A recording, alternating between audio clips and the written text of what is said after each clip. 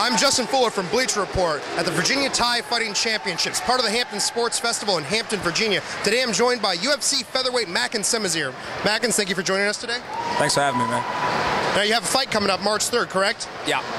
And you had to change up an opponent. You were originally supposed to have your rematch with Robbier Peralta, but that got changed to Daniel Pineda. How do you feel about that?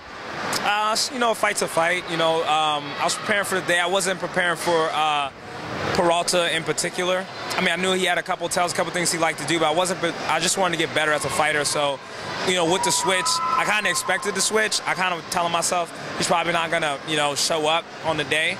You know, not dissing him, but I kind of go in that mindset so I don't get myself too wrapped up. If a change does happen, you know, I don't get all thrown off. So it's not that bad.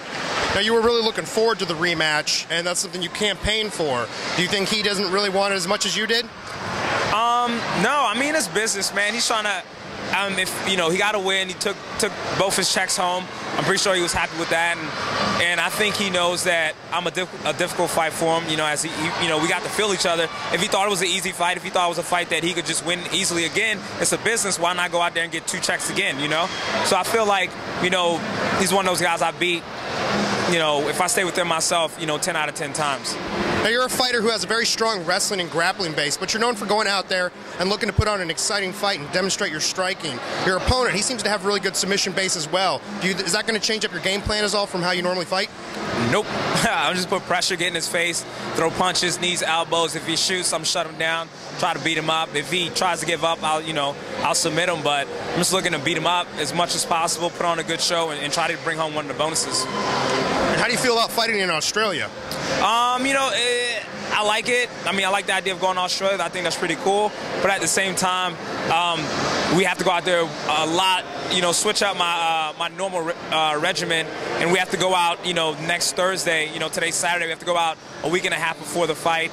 We have to do double medicals, double blood work, and it's just, you know, it's cool, but at the same time, you know, it's a little bit of a chore to go out of the country. And you guys don't know, but it's a lot of stuff that goes behind the scenes. If I told you the stuff they want guys to do, like they want the corners to have CPR, they have to be CPR certified, they have to take a 100-question test, we have to do immigration paperwork, you know, you have to do the taxes for Australia, for the United States. There's a lot of stuff that goes into going overseas, so, you know, I'd rather just fight in Vegas every time. A lot easier travel. A lot easier travel, a lot easier after party, you know, just a better place to be, I think. So you're definitely waiting till after the fight to enjoy Australia? Yeah, I mean, we're going to be out there. I think I'm going to get a couple days to go and sightsee. You know, I'm not too much, I'm in business mode, you know what I mean? My business shorts are, my business suit is some small shorts and some gloves, and you know, the whole time out there, I'm just thinking about the fight, thinking about the fight, mentally preparing myself for, you know, the pain that's about to come, that I'm about to give and I'm about to receive. And so I don't really get into the venue too much until after. But then it's nighttime, you don't really get to see much. So I'm just hoping to see some cool sights during the day. Any changes to your camp for this fight? Yeah, a little bit. I actually stayed home. I stayed in Virginia Beach the whole time, and I just found the best guys to train with. You know, I'm training at ODU, wrestling with those guys. I'm doing my striking with my striking coach, Ian Alexander, at Tidewater Academy. Sparring with my guys over at Hybrid Training Center. Training with my jiu-jitsu MMA coach, Nestor Bayat, over at Lynx Academy. So I just found the best guys I could find. Doing my strength conditioning with Jeremy Levine. Just the best guys I could find in the area that I knew would push me. Guys that are better than me in that particular area. All those guys can, you know, beat me in those particular areas. So those guys I wanted to train with to make myself better. And you know, going out to Chicago, it's not like I didn't want to go. I wanted to go, but the timing was off. Barpel-Sesky's fighting. He's going to Japan. At the time, Pat Curran, who's going to be fighting for the Bellator title, was scheduled to fight, I think, the same week I was fighting. He was going to Canada. So it's going to be a skeleton crew by the time I was going to be there to finish up my last 2 weeks. Obviously, that wasn't going to benefit me, so I didn't go. But, you know, those are my boys, and I'm looking to go probably after my fight, probably a week or two, go train, go have some fun. For yourself or to help someone else prepare? For myself. You know, we all like to get together. We like to train. We play video games. We like to go shoot guns, you know, stuff like that. We're just real cool guys to hang around with. All of them are professional fighters, full-time fighters, and it's real cool to get around those guys, and we just have a camaraderie, and, you know, just want to build on it. And you share the same management at Sucker Punch Entertainment, correct? Yeah, that's right. Brian Butler is the man. If you're a young fighter looking to have a manager, don't use Brian Butler because I need all of his attention on me.